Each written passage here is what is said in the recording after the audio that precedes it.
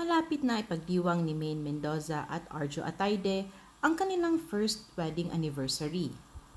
Ikinasal ang dalawa noong July 28, 2023 at ginanap ang kanilang secret wedding sa Baguio.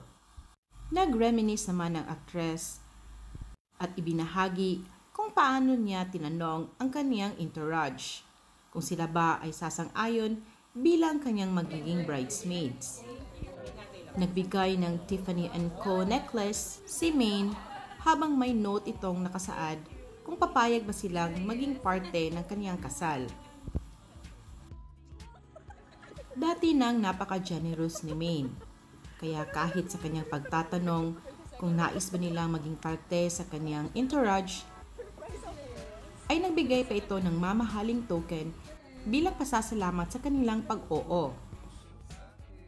Komento pa ng ibang netizens ay nakakahiya namang magsabi ng no kung ikaw ay makakatanggap ng mamahaling kwintas. Inaabangan ng mga tagahanga ni Maine at Arjo kung ipinagbubuntis ba nila ang kanilang unang baby. Kung bago ka pa sa channel ko ay huwag kalimutang i-like, subscribe, i-share at comment down below.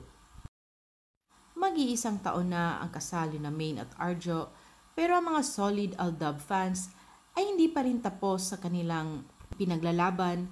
Nakasal na at may anak sina Maine at Alden Richards.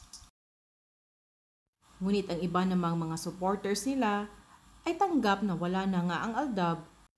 May kani-kanila na silang buhay at love life at buo pa rin ang suporta sa aktres.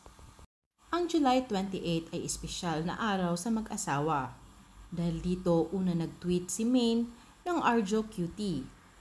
Ito rin ang araw kung kailan nag-propose si Arjo kay Maine sa Cebu at ito rin ang araw ng kanilang kasal.